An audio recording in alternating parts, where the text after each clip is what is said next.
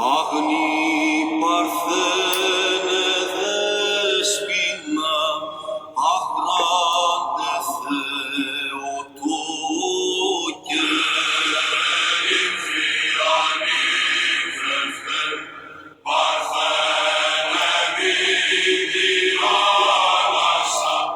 Panenos Leble Boge Infiani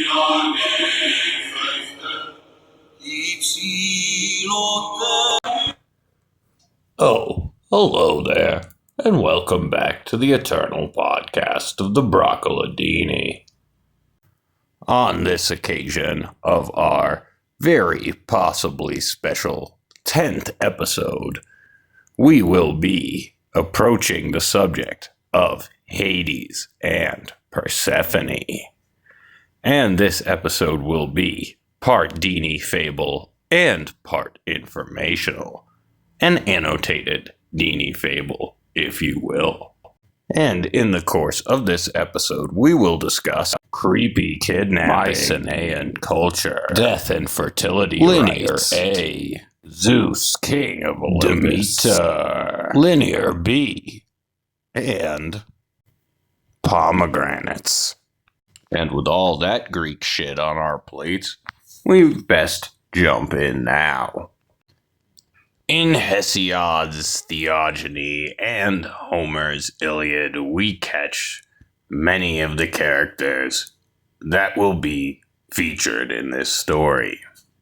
Hades, who first appears in the Iliad, is the brother of Zeus, firstborn of Kronos, who, alongside Zeus, helps to overthrow the Titans and is rewarded with the kingdom of the dead. Now, most ancient Greeks who died ended up in the fields of Asphodel. The very special cool guys showed up in Elysium, and the worst of the worst had ironic punishments designed for them in Tartarus, these being the three sort of layers of the Greek underworld. Hades, however, has no mention extant in Mycenaean sources, and at that time, in those remote days, Poseidon seemed to have his role. Persephone, however, is mentioned in Mycenaean sources as Parasawa, and the Mycenaean Linear B for Persephone is shown in the background image of this episode, right next to Persephone's titty. Together with her mother, Demeter in Greek and Ceres in Latin, they were called by the Mycenaeans Wanaso, and were the central characters of the Eleusinian mysteries and later Orphic rites. Mystery schools like Freemasonry with graded initiations, which taught about life and death. Persephone, like Ishtar, is a psychopompic character, traveling to the land of the dead and returning to tell the story. She was referred to with honorific titles such as Kore and Despoina by her ancient worshippers, because to the ancient Greeks, she and Hades were sort of like Voldemort, and best to be never named, particularly except by strange titles, one of Hades being the one who receives many guests. Empedocles, the ancient Greek philosopher who threw himself into a volcano to prove his own divinity, according to the legend given to us by the ancient Greeks and Latins who recorded these things, called Persephone Nestis in his works, which translates to the fasting one. Ceres, that is Demeter, was the goddess of flowering plants, grains, the harvest, and the earth. Her name in Greek is supposed to come from da, the earth, and mater, meaning mother, similar to the Latin mater. Her name in Latin, Ceres, is the same as the root of the word cereal. The Eleusinian Mysteries celebrated Ceres and Persephone in the sense of the initiatory rites of life and death and the understanding of the eternal cycles of damnation and providence.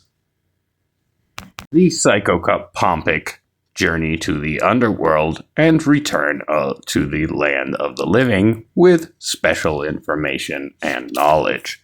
That is to say, to die and be reborn while still being alive. In ancient Rome, Ceres was celebrated with a 7-day festival called the Cerealia. In art, she is most often shown with her daughter Persephone. In the myth, disguised as an old lady, Ceres settles in Eleusis during her Persephone search, which is the mythological foundation of the Eleusinian rites.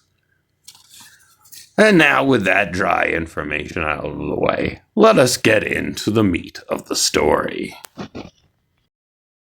So, our story begins in Sicily, like all really great stories, where, concerned about the constant heaving of Mount Etna due to a titan or somebody, I forget, being chained up underneath it, constantly heaving, as some sort of punishment for something he did against a god. Well, Hades is up there riding around on his chariot, concerned that the constant heaving of Mount Etna might cause the earth to collapse into his underworld realm, causing havoc and causing the light to shine in on the souls of the dead, which would be too much of a shock for everyone, we're given to believe. And while riding along on the outskirts of Sicily, he is spotted by Aphrodite, who, for internal political reasons in Olympus, feels it would be politically and strategically correct or wise to cause Zeus's brother Hades to fall in love with Demeter's daughter Persephone. The exact motive I don't remember, except that this was revenge on Aphrodite's part against Demeter for some sort of slight. And so Aphrodite, that is Venus, entices her son Cupid, that is Eros, to shoot Hades with love's arrow. And once struck with the arrow, he, on his return journey back to Hec, sees the lovely maiden Persephone, the daughter of Demeter, and falls deeply in love with her. Not wasting any time on hellos, Hades goes straight to his brother Zeus, who is, by a roundabout series of fuckings, Persephone's father through Demeter. And he asks for Persephone's hand in marriage, which, despite a number of family-related and other unfortunate circumstances, Zeus grants permission for. And with that, Hades absconds with the girl, grabs her while she's out gathering flowers, and drags her down into the underworld.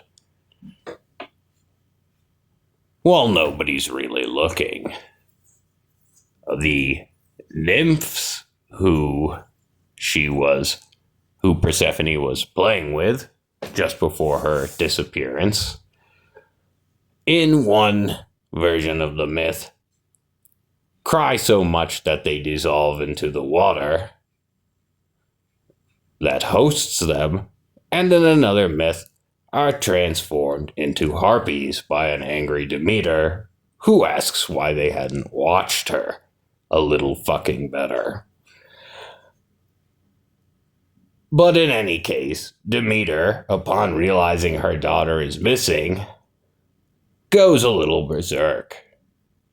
She often is cited as going on a 9-day journey across the world, looking everywhere for her daughter, often enlisting Hecate's help, and the two goddesses search the globe to no avail. Eventually, in their search, they call upon Helios, god of the sun, who, in his daily roll across the sky, happened to witness the goings-on. And, after a little pressure, Helios tells Demeter that her daughter was absconded with by Hades, that is Pluto, god of the underworld and brother of Zeus. And this makes Demeter flip out even more. She goes to Zeus and asks for her daughter back. Rather angry, she says, "Hey, this is your daughter too, and I don't know how you can let such a kidnapping happen." And Zeus plays it off like, actually, this is pretty much the best thing you could have hoped for your daughter. She's married to pretty much the most powerful god other than me. Not only is he my older brother, but all human souls are eventually his subjects. And one day, if I'm knocked out, he's next in line to the throne of the universe. Demeter is not truly cheered up by any of these words, and she kind of sulks off, where she spends some time in Eleusis, disguised as an old mortal woman, and becomes the babysitter of the prince to use her maternal instincts and soothe them a little bit. However, when she falls in love with the infant prince who she is nurturing, she decides to make him into a god to keep him from the deathly fate of mortals. And she facilitates this by lighting him on fire a little bit every night while his parents aren't looking. And this is going just great until one night the prince's mother walks in as Ceres is lighting the prince on fire and freaks out. Ceres, annoyed by the interruption of her ritual, takes on her final form as goddess of the earth and the harvest, and tells the lady that she's interrupted an important ritual in which Demeter Ceres, was transforming the queen's son, the prince, into a god, and that now he will have to live life as a mortal. And she demands, as a recompense for her annoyance, that a temple be built to her there. And the king and queen, terrified by Ceres, agree and erect a huge temple to Ceres. This being the origin and mythology of the Eleusinian mysteries. However, Ceres, now in her temple, sits around and sulks, and angered by the entire situation, stops doing her duty of creating plants and grain, and the resultant famine causes the humans of the world to begin to die off. And this upsets Zeus, who's very fond of humans, and all the gods of Olympus, who are used to the sacrifices that humans provide them with. Zeus sends Iris, the messenger, to cajole Demeter Ceres into making plants grow again, but this does not work. Afterwards, all the gods and goddesses of Olympus visit Demeter one by one, but none of them are able to persuade her to make life grow on the earth again.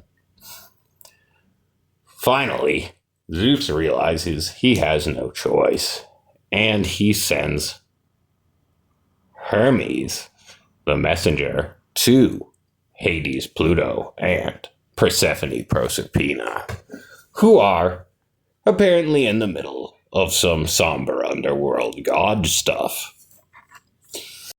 Hermes Mercury explains to Hades that Ceres is killing all life on the planet, and Hades sees that this is a serious problem. He promises to return Persephone to her mother so that this insanity will stop.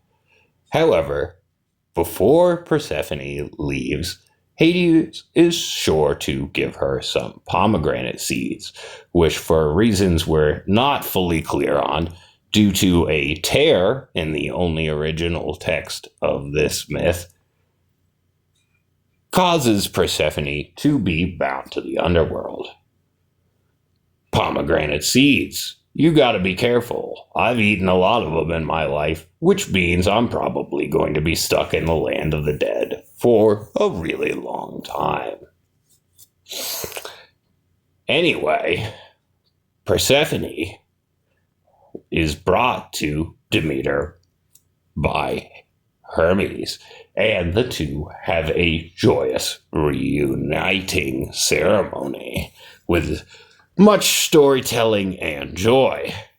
However, when it comes out that Persephone has eaten the pomegranate seeds, Demeter becomes somewhat upset.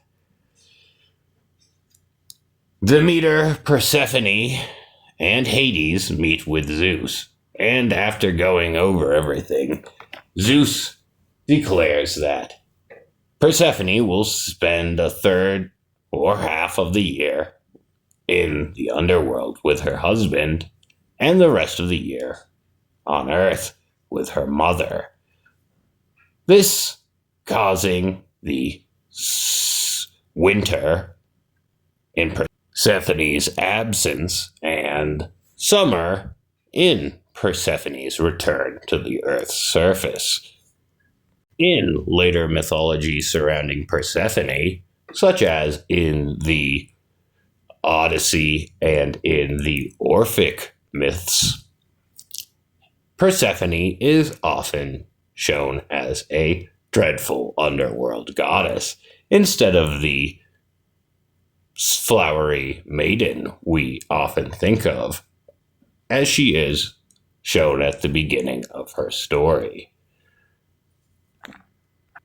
In the Odyssey and Orphic myths, Persephone is a dark and gloomy character, despite showing certain emotional capacities. Hades and Persephone's relationship is shown to become one of the more stable in the relationships of the Olympian gods and goddesses, who are often shown to cheat and backstab with each other, or to have strange, spurious affairs or relationships with mortals that never end too well. Hades and Persephone, on the other hand, are seen as monogamous and pretty fixed for eternity. An eternity we are all set to share with them in that lovely, dark, Stygian gloom.